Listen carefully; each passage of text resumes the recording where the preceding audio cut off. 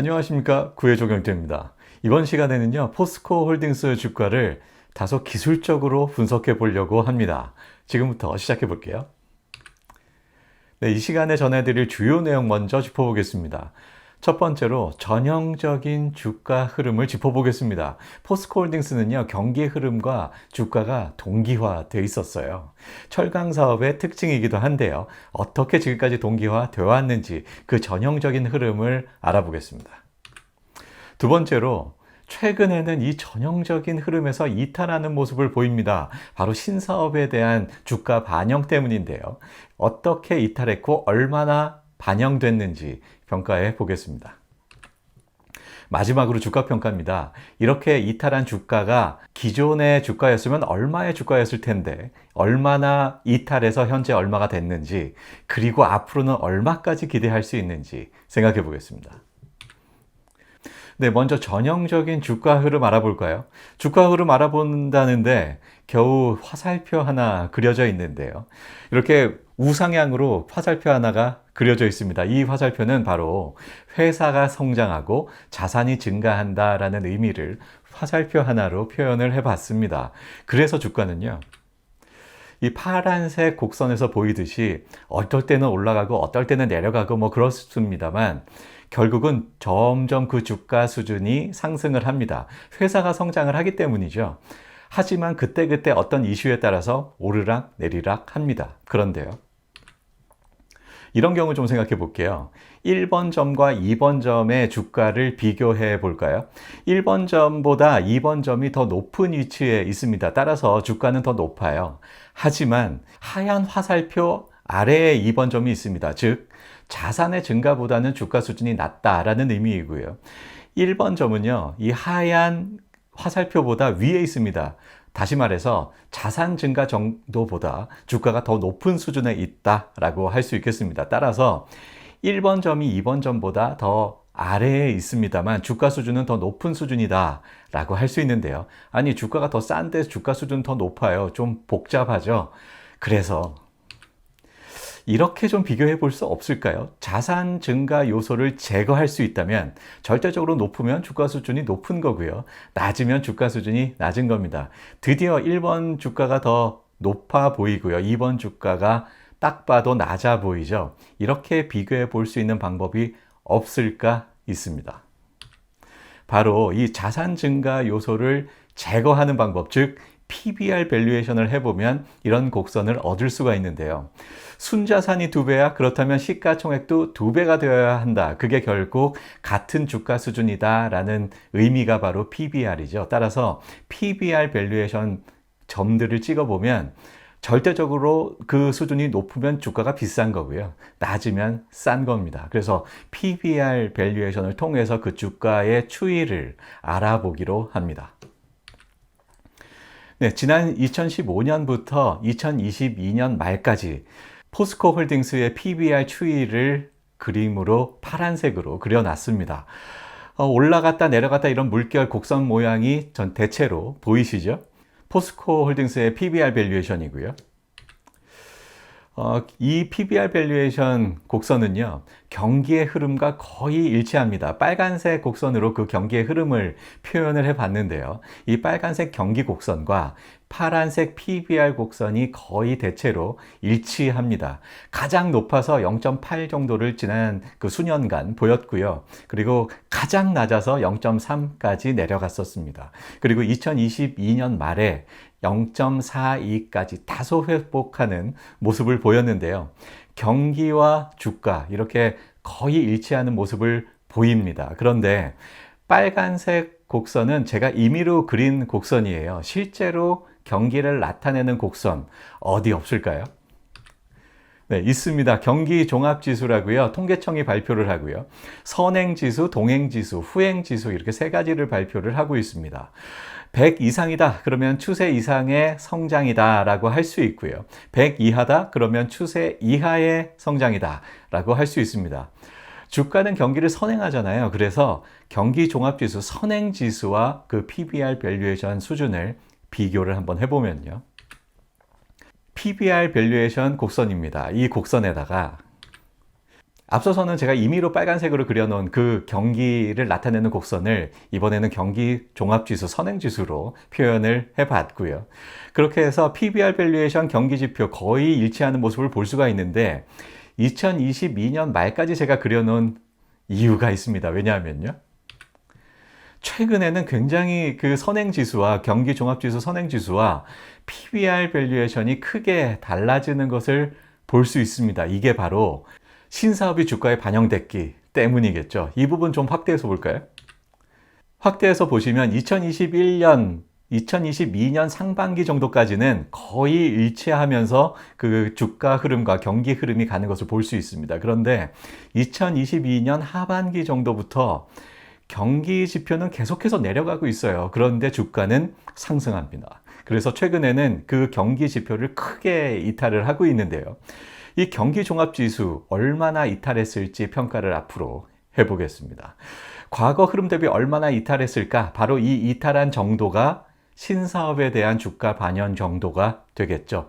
지금까지 포스코 홀딩스는 작년 상반기까지만 해도 전통적인 철강 업체로서 평가를 받아왔습니다. 그래서 경기가 살아난다, 철강 업황 좋아지고요. 그래서 주가 상승하고 반대도 마찬가지고요. 그래서 경기 곡선과 이 철강 산업, 즉 포스코 홀딩스의 주가 거의 동기화 됐었는데요. 그런데 작년 하반기 정도부터 2차 전지 신사업에 대한 기대감이 주가에 반영되기 시작을 했고, 그래서 지금 이 정도의 경기 지표라면 PBR 밸류에이션을 했을 때 얼마 정도의 수준이 됐을까 평가를 해보고요. 그 수준에서 이탈한 정도를 평가를 해보면 이게 신사업이 이만큼 반영된 거구나 라는 것을 알 수 있겠죠. 네, 지금부터 주가 패턴의 이탈, 얼마나 이탈했는지 평가를 해볼게요. 먼저 앞에 그 그래프를 다시 한번 볼까요? 보시면 최근에 경기 지표가 다소 상승하는, 회복하는 국면에 있다는 것을 보실 수 있습니다. 그 빨간 곡선의 마지막 23년 2분기, 3분기 정도를 보시면 바닥을 찍고 상승하는 모습을 볼 수가 있죠. 그래서 최근에 경기 종합지수 회복 국면에 있고요. 그리고 7월 현재 99.3입니다. 8월, 9월 지표는 아직 발표가 되지 않았어요. 이 경기 종합지수가 발표가 좀 늦습니다. 그래서 7월 현재 지표 99.3을 기준으로 하고, 과거에도 이 경기 종합지수가 회복 국면에 있었고 그 수준이 99.3일 때 PBR 밸류에이션 얼마나 됐었나 평가를 해볼까요? 네, 바로 하얀색으로 그 점선 동그라미 친 부분인데요. 회복 국면에 있는 것을 볼 수 있습니다. 2020년 말 정도, 그리고 16년 말 정도의 이 하얀색 동그라미 친 부분인데요. 경기 지수가 회복 국면에 있으면서 그 수준이 99.3인 경우입니다. 그게 PBR 얼마 수준인가? 선을 한번 그어볼까요? 네, 선을 쭉 그어보면 비슷한 수준으로 0.42 정도가 나옵니다. 그래서 이 정도의 경기 수준이었을 때 지난 수준은 0.42의 주가 수준을 보였구나 라는 것을 알 수 있습니다. 그런데 현재 PBR 밸류에이션은요 0.74입니다. 그렇다면 지금 0.42 정도를 보였어야 하는데 신사업이 반영이 돼서 0.74가 나타나는구나, 주가 수준이 나타나는구나 라는 것을 알 수 있습니다. 즉 그 차이인 0.32가 신사업에 대한 기대감이 반영돼서 그 주가 수준을 형성하고 있다라고 평가할 수 있겠습니다. 그래서요, 기존 사업만 고려했다면 현재 PBR 수준은 0.42가 됐을 것으로 추정이 됩니다. 그런데 신사업이 반영이 돼서 0.32가 더해진 거죠. 그래서 현재 PBR 수준은 0.74가 된 거고요. 그런데 이 0.4이다, 0.3이다 이것을 시가총액으로 환산할 수 있을까요? 할 수 있습니다. 네, 지금부터 주가 평가를 해볼게요. 그 시가총액이 얼마인가 계산을 해볼까요? PBR은 순자산분의 시가총액으로 정의된다. 앞서서 말씀드렸습니다. 자, 순자산분의 시가총액이 PBR이기 때문에 PBR의 순자산을 곱하면 시가총액 나옵니다. 지난 2분기 기준으로 포스코 홀딩스의 순자산 59조 9천억 원입니다. 여기에 신사업 기대감이 반영된 0.32 곱하면 그 신사업에 대한 시가총액 나올 거고요. 기존 사업도 같은 방법으로 나옵니다. 그래서 계산을 해보면 기존 사업 가치 시장은 25조라고 평가를 하고 있고 신사업에 대한 가치는 19조다라고 평가하고 있다라고 할 수 있겠습니다. 그래서 현재 시장 평가는 시총 44조가 됩니다. 이게 현재의 시가총액인데요. 그런데 현재 시가총액이 이렇게 된다라는 것은 알겠는데, 그렇다면 앞으로는 주가가 얼마나 기대가 될까? 이게 사실은 중요한 거죠. 그래야 우리 투자가들이 투자를 할지 말지 결정할 수 있을 테니까요. 앞으로 주가가 얼마나 기대가 될까? 이것은 밸류에이션을 해봐야 됩니다. 네, 포스코 홀딩스는요, 그 기업 가치가 철강, 자회사, 리튬, 니켈 및 리사이클링, 크게 이 정도로 구분돼서 그 기업 가치를 형성하고 있습니다. 하나하나 평가를 해보면요. 네, 철강 사업 가치는 내년 말 실적 기준으로 해서 EV EBITDA 밸류에이션 방법으로 평가를 해보면 22조 1천억 원 도출됩니다. 그 자세한 내용들은 앞서서 그 영상에서 또 평가를 해봤으니까요. 자세한 내용은 앞선 영상을 참고해 주시고요. 자, 두 번째로 자회사 가치입니다. 최근에 이 자회사, 특히 상장사들이 주가가 많이 떨어졌어요. 그래서 이 자회사 가치도 보유 가치가 많이 좀 떨어졌습니다. 이렇게 그 시가총액의 지분율을 곱하고요, 지주사 할인 등등을 고려해서 도출된 자회사 가치는 17조 원이고요.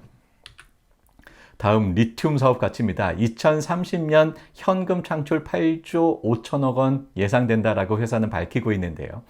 2024년 기준으로 지금 밸류에이션 하고 있잖아요. 그래서 8조 5천억 원을 2024년 기준으로 같이 환산을 하면 4조 5천억 원 됩니다. 이 4조 5천억 원을 밸류에이션을 해보면 기업 가치 27조 나오는데요. 그런데 자회사를 통해서 이 리튬 사업을 하고 있잖아요. 그래서 자회사들의 지분들을 고려를 해야 됩니다. 이 지분까지 고려하면 24조 4천억 원이 리튬 사업 가치다라고 평가되고요. 다음 니켈 사업 가치는요, 같은 방법으로 해서 1조 9천억 원으로 평가가 되는데, 역시 자회사들을 통해서 하고 있죠. 그래서 자회사들의 지분율을 고려하면 1조 6천억 원이 됩니다.